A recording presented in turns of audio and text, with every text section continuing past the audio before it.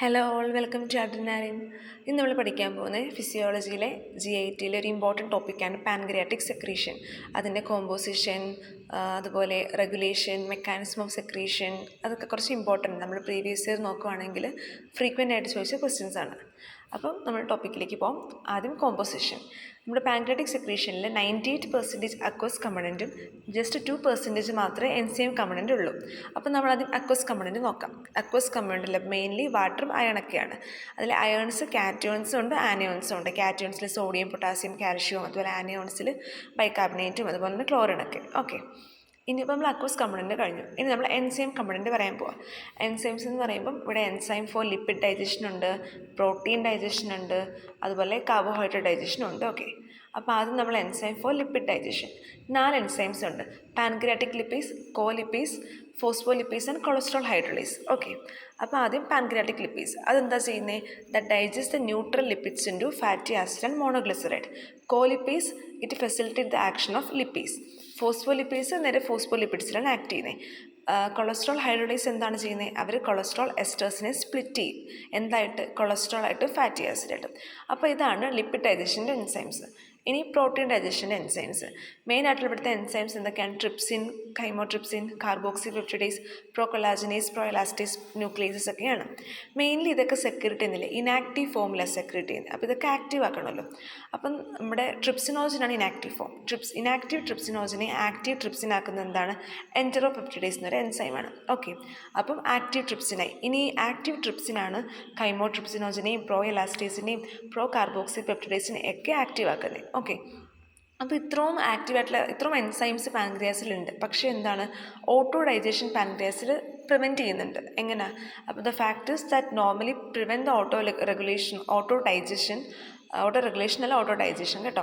അപ്പം നമ്മുടെ പാൻക്രിയാസിൻ്റെ auto ഡൈജഷനെ prevent ചെയ്യുന്ന ഫാക്ടേഴ്സ് ഏതൊക്കെയാണ് നമ്മൾ പറയാൻ പോകുന്നത്.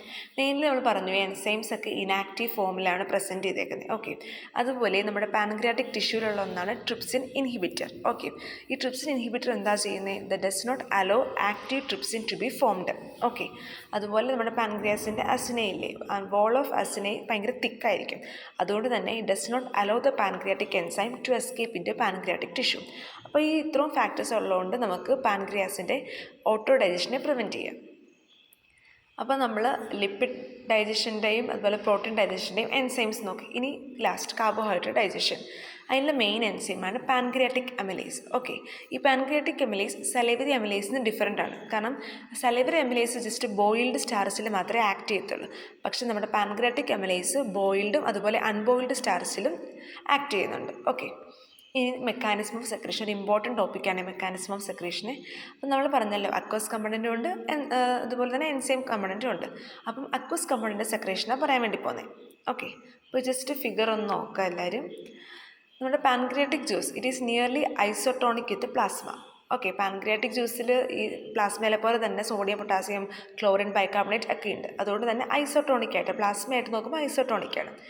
ഓക്കെ, ഇനി ഈ അക്വസ് കമ്പണൻറ്റ് എങ്ങനെ റിലീസ് ചെയ്യുന്നത്? Aqueous component secreted by the duct cell. Okay, duct സെല്ലിൽ റിലീസ് ചെയ്യുന്ന അക്വസ് കമ്പണൻറ്റിലെ അത് പ്ലാസ്മ വെച്ച് നോക്കുമ്പോൾ ഹൈപ്പർട്ടോണിക്കാണ്. കാരണം it contains more bicarbonate. Okay, പക്ഷെ എന്താണ്? When the secretion passes through the duct, നമ്മുടെ ഡക്റ്റിൽ കൂടെ ഈ സെക്രീഷൻ പാസ് ചെയ്യുമ്പോൾ water moves into the ഡക്റ്റിൽ വാട്ടർ മൂവ് ചെയ്യുന്നുണ്ട്. കാരണം എന്തിനു വേണ്ടിയാണ് മൂവ് ചെയ്യുന്നത്?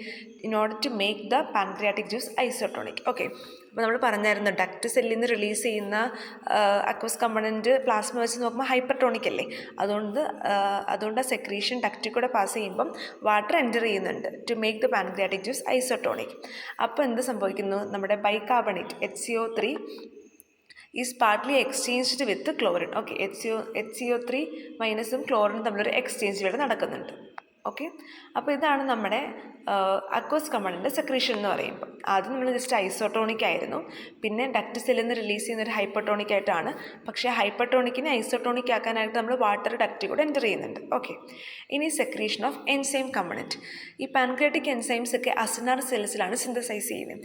ഓക്കെ, സിന്തസൈസ് ചെയ്യുന്നത് അസിനാർ സെൽസിലാണെങ്കിലും സ്റ്റോർ ചെയ്യുന്നത് എവിടെയാണ്? സൈമജൻ ഗ്രാനുവൽസിൽ. ഓക്കെ, അപ്പോൾ ഇതാണ് mechanism of secretion of aqueous കമ്പണൻറ്റും അതുപോലെ സെക്രീഷൻ ഓഫ് എൻസൈം കമ്പണൻറ്റും.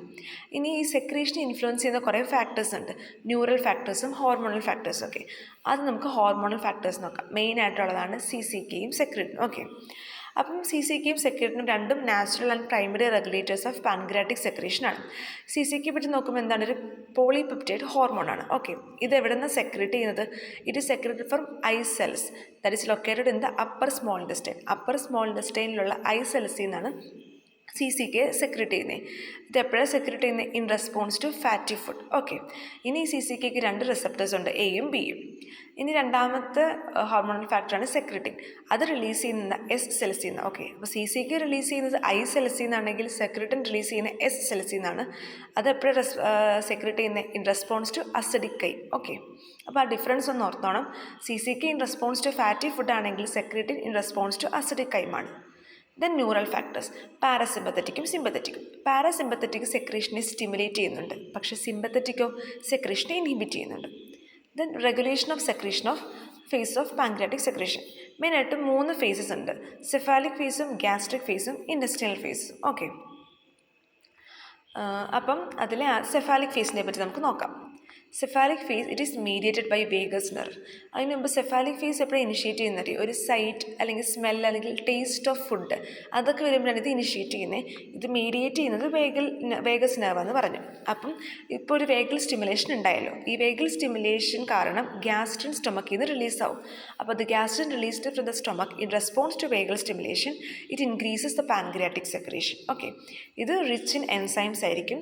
ഇത് കോൺട്രിബ്യൂട്ട് ചെയ്യുന്ന ഈ സെഫാലിക് ഫേസ് കോൺട്രിബ്യൂട്ട് ചെയ്യുന്നൊരു 50 to 30% ഓഫ് പാൻക്രിയാറ്റിക് സെക്രീഷൻ ആയിരിക്കും. ഓക്കെ, അപ്പം വേഗസ് നെർവിൻ്റെ കാര്യം ഗ്യാസ്ട്രിൻ്റെ കാര്യം 50 to 30% കാര്യം ഒന്ന് ഓർക്കുക. നെക്സ്റ്റ് ഫേസാണ് നമ്മുടെ ഗ്യാസ്ട്രിക് ഫേസ്. ഫുഡ് സ്റ്റൊമക്കിൽ എപ്പോൾ എൻ്റർ ചെയ്യുന്നു അപ്പോഴാണ് ഗ്യാസ്ട്രിക് ഫേസ് ഇനിഷ്യേറ്റ് ചെയ്യുന്നത്. സെഫാലിക് ഫേസ് ഇനിഷ്യേറ്റ് ചെയ്യുന്നത് എപ്പോഴാണ്? ഒരു സൈറ്റ് അല്ലെങ്കിൽ സ്മെൽ ഓഫ് ഫുഡായിരുന്നു ഇത് സ്റ്റൊമക്കിൽ. പക്ഷേ ഗ്യാസ്ട്രിക് ഫേസ് ഇനിഷ്യേറ്റ് ചെയ്യുന്നത് when food enters stomach. Okay, അപ്പോൾ ആദ്യം എന്താണ്? Distension of stomach. അപ്പോൾ എന്ത് സംഭവിക്കും?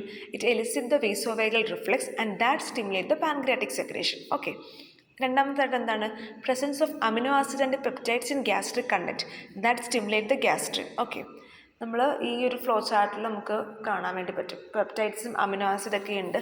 അത് ഗ്യാസ്ട്രിനെ റിലീസ് ചെയ്തിട്ട് അതുവഴി പാൻക്രിയാറ്റിക് സെക്രീഷൻ കൂട്ടുന്നുണ്ട്.